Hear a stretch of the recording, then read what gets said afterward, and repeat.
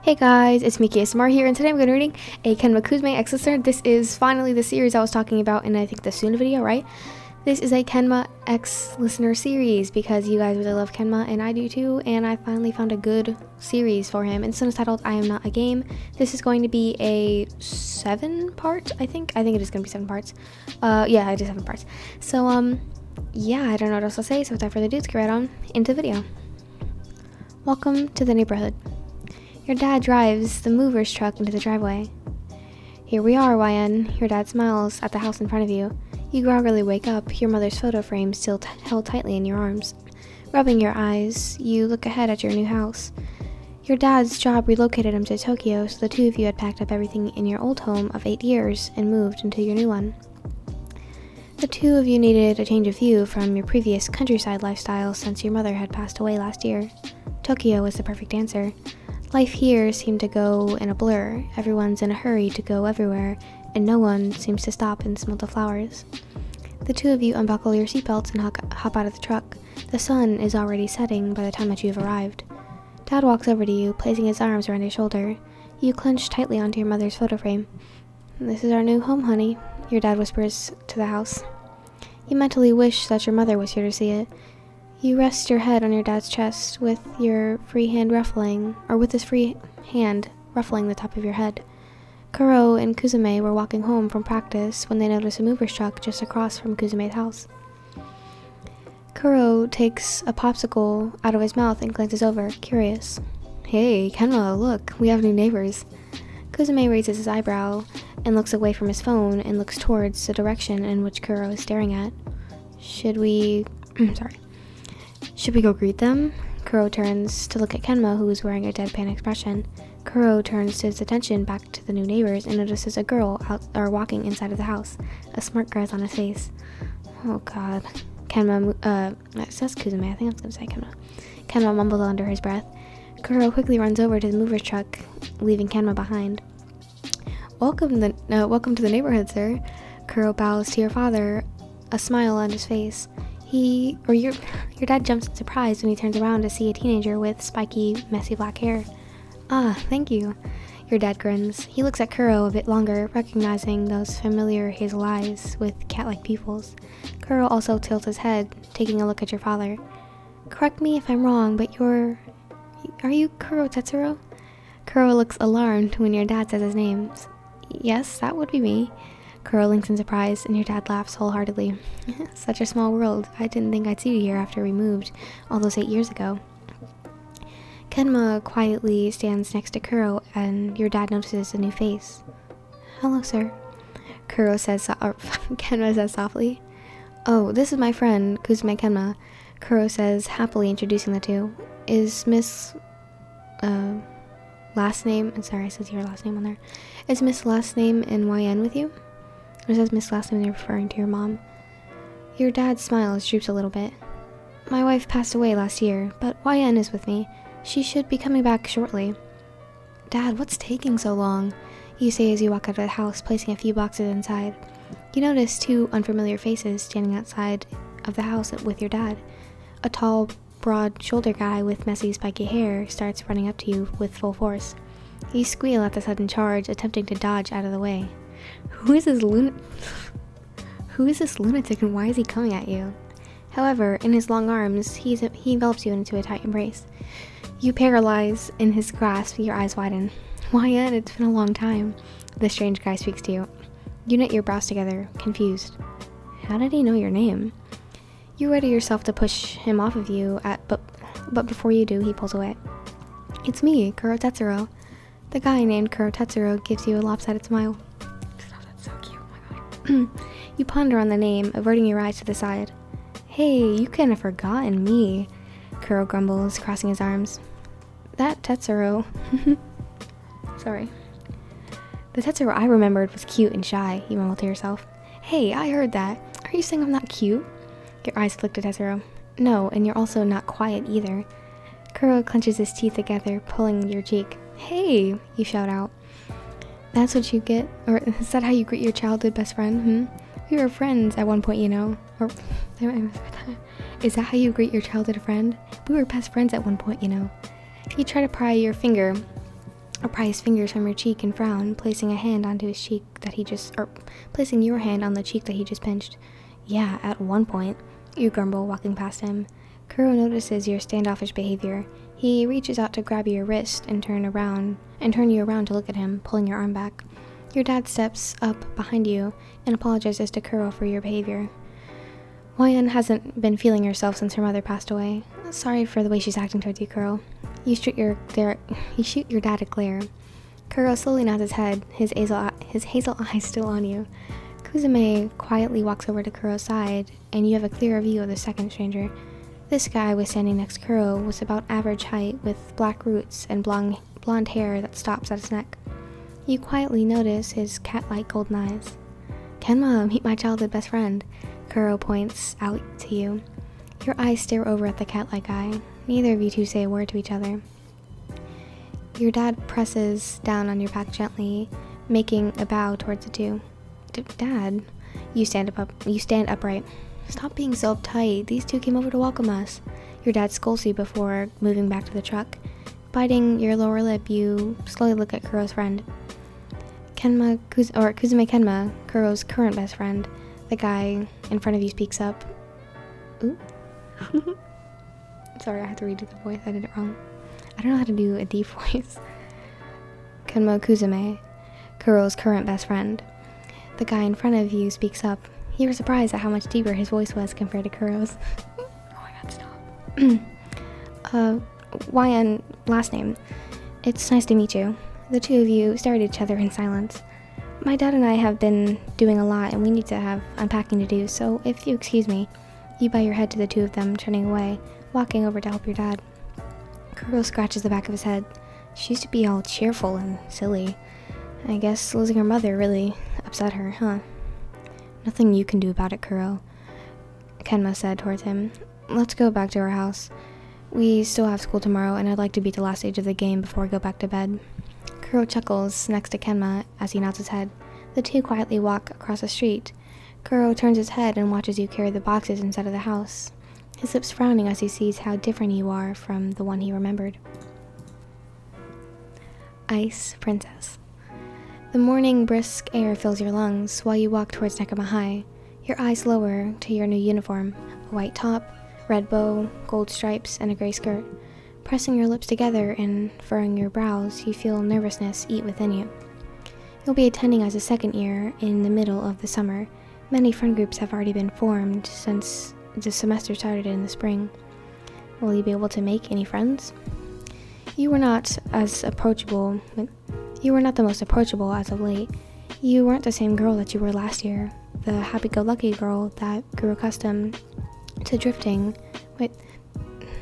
The happy-go-lucky girl you grew accustomed to drifted away the day you lost your mother. She was your son, the one that kept your smile on your face as you felt lonely. You couldn't blame your father for your change, since he'd always been working hard to provide for the two of you, but you'd wished you'd have a little more time with him. Your view on everything seemed to have darkened without your mother. You lost your best friend, your mother. Kuro's face travels its way to your mind as you push him away. The day Kuro, his father, and his grandparents moved to Tokyo broke your heart. Kuro was your only friend from your small countryside, You didn't make any friends after his leave 8 years ago. You then remember the cat-like guy who stood next to Kuro, Kenma Kozume, Kuro's current best friend. You recall Kenma's words, a grimace on your face. His current best friend. The way Kozume said those words made it seem like a jab towards you. You were unsure how to feel as you pondered on the thought. Pulling yourself out of your thoughts, you find your way to the staff's office to get your schedule. After receiving your schedule, you quietly follow behind your homeroom teacher. She smiles at you brightly and tells you to wait outside. Just step in when I tell the class we have a new student, Wayan, okay? She slides the door open and then closed. You slowly open the door and close your hands, anxiety creeping up from your toes to your face. Faintly, you hear a teacher greet everyone. Good morning, class. I hope you all finished your homework from yesterday. You hear a few grunts and some yeses. I'll be picking those up after I introduce you to our new classmate. She has moved here from Tokyo recently, or she moved to Tokyo yesterday, so I hope you guys give her a warm welcome. The classroom seemed a little bit more lively with several hushed whispers. Taking in a deep breath, you slide open the door and step inside, your legs feeling as if they were made of cement with each and every step you took towards the classroom. Your eyes glance around the room, and you see a familiar yet unfamiliar face catches your attention. Kenma was staring out of the window, his chin resting on his palm. Hiding your nervousness, you bow to the class. I'm last name, first name. It's nice to meet you. Hearing your name, Kenma slowly turns his attention to you, the two of you sharing a glance. If you'd like, you can take a seat next to Kenma, or could you take a seat next to Kenma? The teacher looks at you and then back to the black and blonde-haired boy. You nod, slowly making your way to the empty seat beside Kenma. You keep your eyes down, not wanting to look at anyone. Once you had sat down, the anxiety from earlier seeps away. You quietly sigh underneath your breath. This day is going to be a long one. Kenma looks at you from the corner of his eye, noticing your stress but not saying anything directly to you. The next few hours drag on as your eyelids slowly grow heavier and heavier. The teacher ends a lesson and everyone shovels out of the classroom for lunch break. You hear Kenma ruffling beside you, getting out of his seat silently and walking out of the classroom with the other students. Rubbing your eyes, you let out a yawn. You hardly got any sleep last night. Your dad and you had only had enough time to move all the boxes inside before eating a light dinner and sleeping on the floor. The both of you were still exhausted from the long drive. Slowly, you got out of your seat.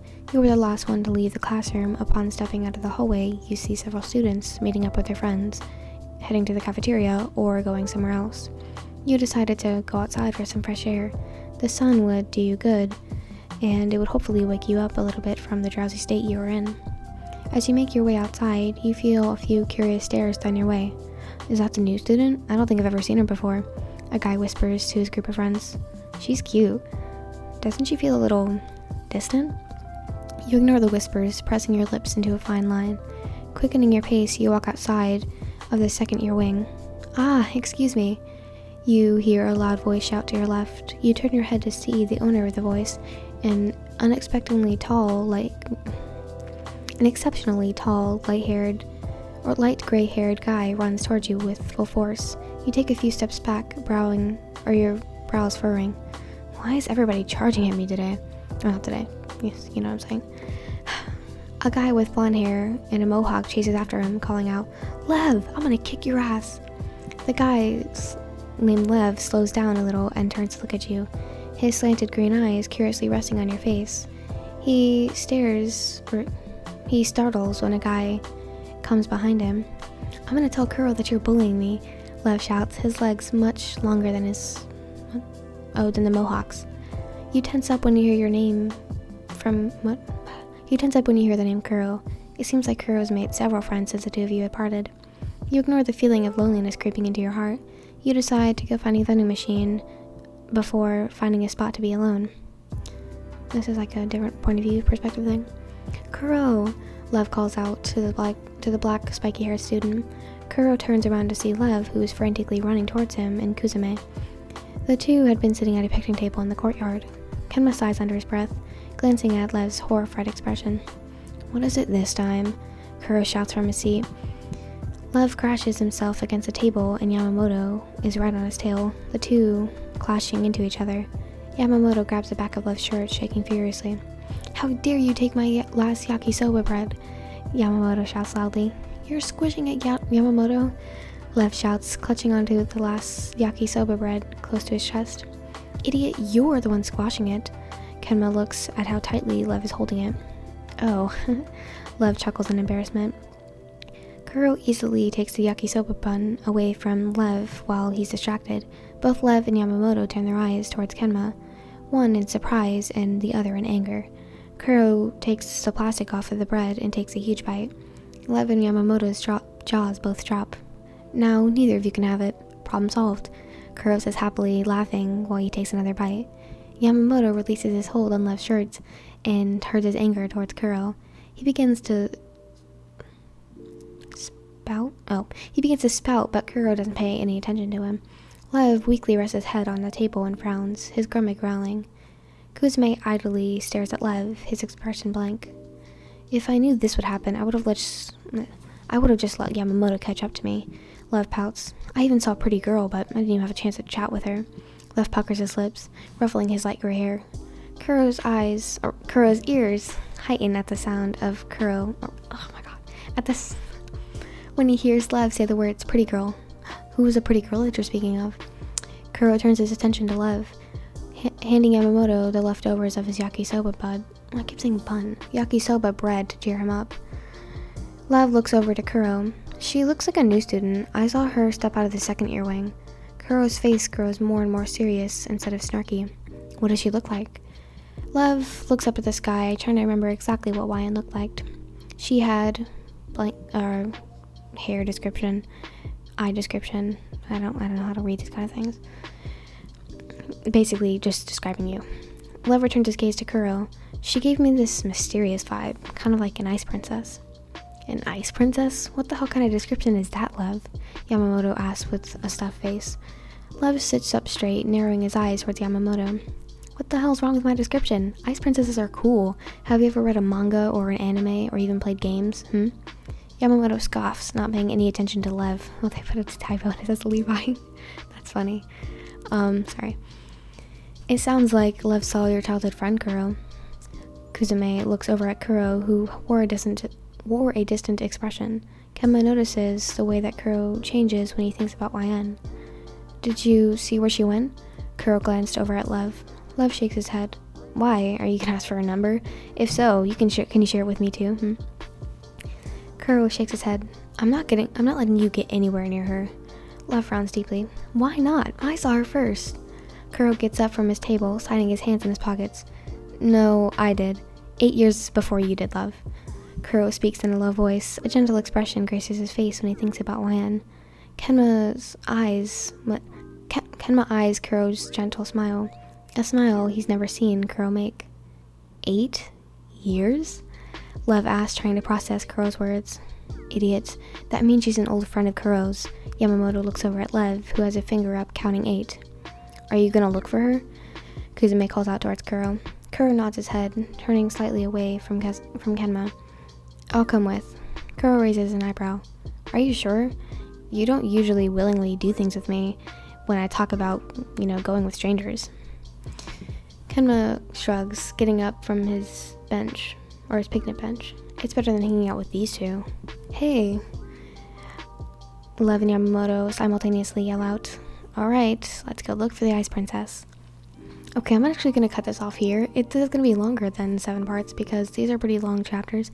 I messed up a lot here, so hope you guys don't mind. I'm just not really feeling it today, so hopefully it's not too bad and you guys can, deal with the mistakes because I do make them, guys. I am a human, you know what I'm saying?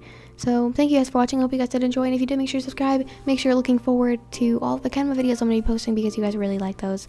So yeah, thank you guys for watching. Hope you guys have a fantastic day, and I'll see you guys in the next video. Make sure to subscribe if you like the video. Also tap the notification bell so you can notify every single time I post a video.